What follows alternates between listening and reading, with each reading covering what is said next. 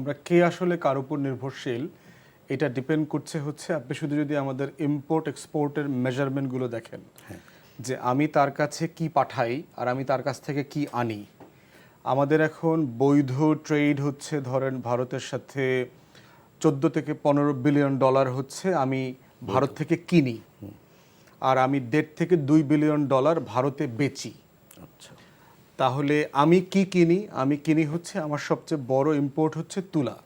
আমার গার্মেন্ট শিল্পের জন্য আপনার প্রায় 2.5 থেকে 3 বিলিয়ন ডলারের তুলা লাগে। তুলা কি চীন থেকে আনি না আমরা? চীন আনি, অন্য দেশ থেকে আনি, বাট আমরা লার্জ চাংটা আনি হচ্ছে ইন্ডিয়া, ভারত থেকে, এবং এটা অনেক সস্তায় পাওয়া যায়। এটার সাথে আরও কিছু সুযোগ সুবিধা জড়িত আছে। আর দ্বিতীয়ত হচ্ছে যে আপনার এর বাইরে মোটা দাগে হচ্ছে আমরা কিছু তেল গ্যাস ট্যাস আনি, এলএনজি, যেটা আপনার ভারত গত কয়েক বছর থেকে যুদ্ধ লাগার পরে রাশিয়া থেকে প্রায় 50% কম দামে কিনেছে। তো যেটা ইন্টারন্যাশনাল মার্কেটে কিনলে আমাদের হয়তো খরচ বেশি পড়তো। তো গত কয়েক বছর থেকে আমরা এলএনজিটা অথবা তেল গ্যাসটা ওখান থেকে আনতেছি কিছু। এর বাইরে মোটা দাগে এমন কোনো পণ্য নেই, যেমন ধরুন চিনি আছে। আমার চিনি কলগুলো যদি আপনি সবল করেন, আপনি চিনি আমাদের বিকল্প আছে। আমরা এমন কোনো কিছু ভারত থেকে কিনি না যেটা ভারত আমার কাছে না বিক্রি করলে, ইনক্লুডিং চাল, ডাল, পেঁয়াজ, আলু, আমি মরে যাব। চাল, ডাল, পেঁয়াজ, আলু কোনোটার জন্য ভারতের উপর আবার নির্ভরশীল হবার কোনো প্রয়োজন নাই।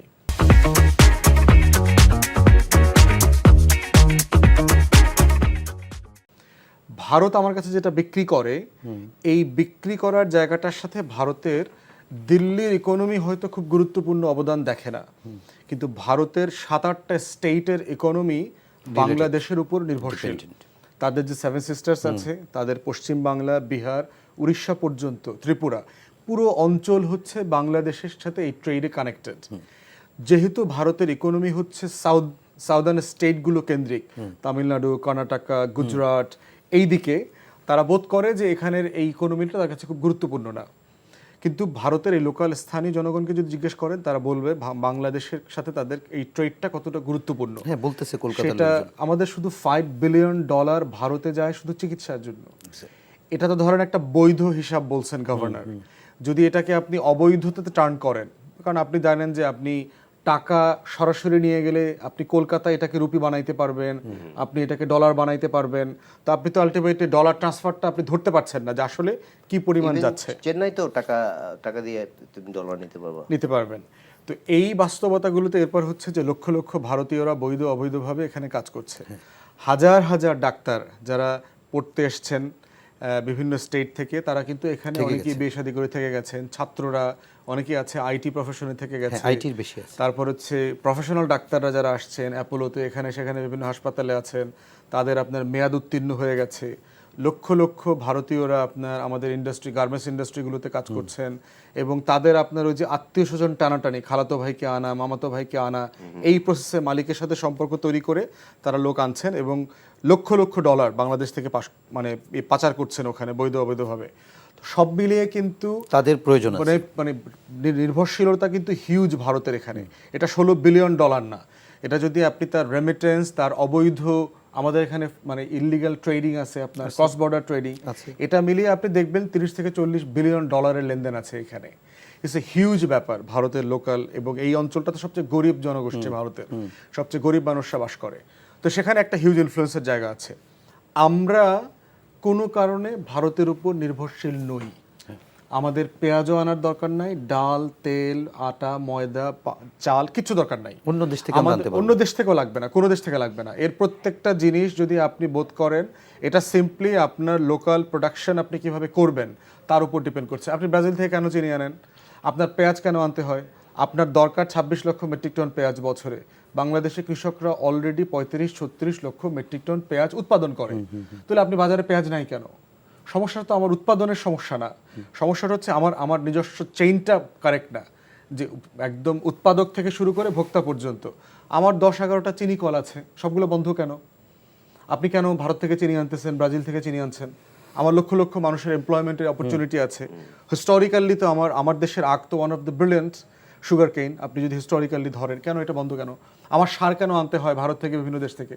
আপনি কেন সারের প্ল্যান্টগুলো বন্ধ করে যে রেখেছেন? ভারতের প্রয়োজনীয়তা অনেক বেশি। আবার আমরা যদি প্রসঙ্গটা পরিবর্তন করি আপনাকে যে তো সেই জায়গাতে এই জুজুর ভয়টা প্রচলিত আছে, এই ডিসকোর্সটাকে চ্যালেঞ্জ করতে হবে Exactly. যে ভারত ভয়, ভারত বিশাল দেশ, ভারত বিশাল অর্থনীতি, ভারত ছাড়া আমরা চলতে পারবো না, ভারত 3 দিনে বাংলাদেশ খায়া ফেলবে, এগুলো একটা ভুয়া কথা। বাংলাদেশ দখল করতে হলে ভারতের ন্যূনতম 7টা ডিভিশন ডিপ্লয় করতে হবে। বাংলাদেশের সীমান্তে যদি 7টা ডিভিশন সে ডিপ্লয় করে, তার চায়না সীমান্ত এবং তার পাকিস্তান সীমান্ত অরক্ষিত হয়ে যাবে। কখনোই সম্ভব না এটা। ওই 6 তারিখে 3 তারিখে আইসা বোমা মাইরা আমার এয়ারপোর্ট তেজগাঁও ওই পাকিস্তানি কয়েকটা ক্যাম্প ট্যাম্প উড়ায় দিয়ে চলে গেলাম আর দেশ দখল করা, এটা বোকার স্বর্গে বাস করার ব্যাপার। সো আর ভারতীয়দেরকে আমার এত সাহসী সৈন্য মনে হয়নি আর কি। তার থেকে আমার ওই যে কৃষক লুঙ্গি পইরা কাস্তি হাতে দেখছেন না চাঁপাইনবাবগঞ্জে বসে আছে, সে অনেক বেশি সাহসী মানুষ। তো ওই জুজুর ভয় থেকে বের হয়ে আসা দরকার। আমরা স্বাধীন জাতি, স্বাধীন জাতির চরিত্র হচ্ছে সে হাসতে হাসতে তার সম্মান মর্যাদা পতাকার জন্য মরে যায়, কিন্তু পরাধীনতা স্বীকার করে নেয় না। এবং সেটাই হয়েছে 1353-54 থেকে শুরু করে চতুর্দশ শতাব্দীতে বাংলার শাসকরা দিল্লির শাসকদেরকে পরাজিত করেছে। শামসুদ্দিন ইলিয়াস শাহ, সিকান্দার শাহ বারবার, এবং বাধ্য করেছে দিল্লির শাসকদেরকে সন্ধি চুক্তি করে পালায়া চলে যাইতে। অতএব বাংলার একটা ঐতিহাসিক লড়াইয়ের জায়গা আছে। আমাদের মানুষ খুব চুপচাপ, কোনো কিছু মাথায় নেয় না, কিন্তু মাথায় নিলে কিন্তু ইন্দুর মারার জন্য ঘরে আগুন লাগায় দেয়।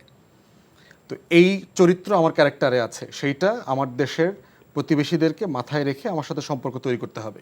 আমরা প্রতিবেশীর সাথে ভালো সম্পর্ক চাই, সম্মানিত সম্পর্ক চাই, মর্যাদার ভিত্তিতে সম্পর্ক চাই। দ্বিতীয়ত হচ্ছে যে আপনি যেটা আমাদের দলের নির্বাচনের কথা বললেন, আমরা যারা ফ্যাসিবাদ বিরোধী আন্দোলন করেছি, আমরা হাসিনার পতনের পাশাপাশি কিন্তু নতুন রাজনৈতিক বন্দোবস্তের কথা বলেছি, রাষ্ট্রের সংস্কারের কথা বলেছি, এবং বিভিন্ন রাজনৈতিক দল কিন্তু দফায় দফায় প্রস্তাব করেছে। একটা বিষয় দেখবেন যে এত এত সংস্কারের প্রস্তাবের ভিতরে রাজনৈতিক দলগুলো তার নিজের দলের ভিতরের কোনো সংস্কার নিয়ে আলাপ তুলছে না। এই জন্য আমি প্রশ্নটি করলাম। তো সেইখানে একটা বড় চরিত্র হচ্ছে যে আমার ঘরে আমি আমার পরিবারের লোকদের সাথে খারাপ ব্যবহার করি, এই মানুষটা কিন্তু বাহিরে গিয়ে খুবই অমায়িক মানুষ হইতে পারবেন না, এটা একটা ডাবল স্ট্যান্ডার্ড হয়ে যাবে।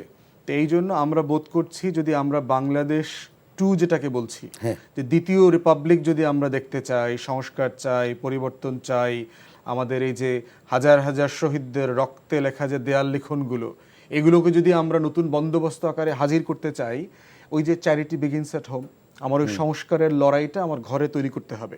এটা সহজ কাজ না, গণতন্ত্র মোটেই সহজ বিষয় না। এবং এমন একটা সমাজে, যেই সমাজের মনস্তত্ত্ব হচ্ছে এখনো ট্রাইবাল, এখনো গোত্র, যে এখনো আমি 16th সেঞ্চুরি মডেলের সফটওয়্যার দিয়ে ভাবি 2024-25 সালে। কি কনস্টিটিউশনালি কিভাবে আমাদের গঠনতন্ত্র এটাই বলে দেওয়া আছে, আমাদের 2023-এ সম্মেলন হওয়ার কথা, কিন্তু রাজনৈতিক পরিবেশের কারণে তো আমাদের সম্মেলন করবার কোনো জায়গা ছিল না। এই জন্য আর্লিয়েস্ট পসিবল টাইমেই আমরা, যেহেতু আগস্টে স্বাধীন হলাম, আমরা আর্লিয়েস্ট পসিবল টাইমে সম্মেলন করেছি। 3 দফা নির্বাচন হয়েছে। প্রথম হচ্ছে আমাদের যে পলিসি মেকিং বডি, যেটাকে আমরা ন্যাশনাল এক্সিকিউটিভ কাউন্সিল বলছি, NEC, এটাতে সদস্য সংখ্যা হচ্ছে 21 জন। 300+ ডেলিগেটরা ভোট দিয়েছেন, যারা কেন্দ্রীয় কমিটির সদস্য, দেশে বিদেশে অনলাইনে অফলাইনে। 60 জন প্রতিদ্বন্দ্বী ছিল, সেখান থেকে 21 জন নির্বাচিত হয়েছে।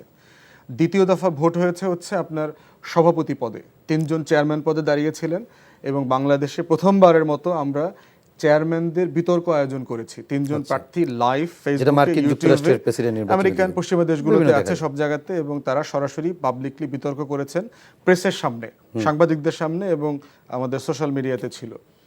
থার্ড হচ্ছে গত শুক্রবারে আপনার প্রায় 2800 কাউন্সিলর ভোট দিয়েছেন, দেশে বিদেশে প্রবাসে অনলাইনে অফলাইনে মিলায়, এবং এটার মধ্য দিয়ে 3 জনের ভোট থেকে যিনি সর্বোচ্চ ভোট পেয়েছেন তিনি সভাপতি নির্বাচিত হয়েছেন।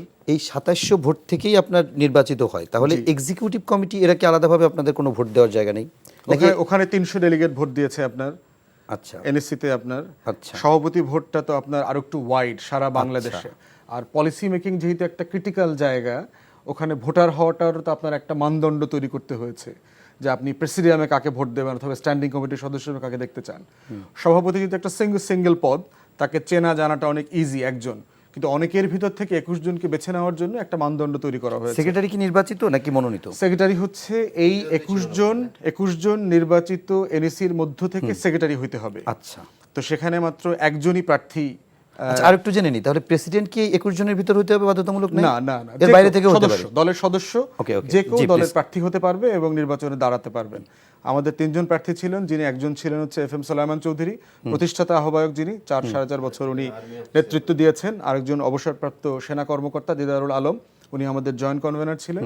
আর পার্টির প্রতিষ্ঠাতা মেম্বার সেক্রেটারি, সদস্য সচিব, উনি ছিলেন আরেকজন প্রার্থী। আচ্ছা, তো আপনার সেক্রেটারিটা এই এনইসি থেকে, ন্যাশনাল এক্সিকিউটিভ মানে কাউন্সিল 21 জনের যেটা 21 জনের ভিতর থেকে হচ্ছে সেক্রেটারি নির্বাচন হবে। আপনার কি কোনো মানে মানে কেউ প্রতিদ্বন্দ্বী ছিল? না, কোনো আর কেউ প্রতিদ্বন্দ্বী হিসেবে ইয়ে করে নাই, সাবমিট করে নাই নমিনেশন। একজনই শুধু সাবমিট করেছে।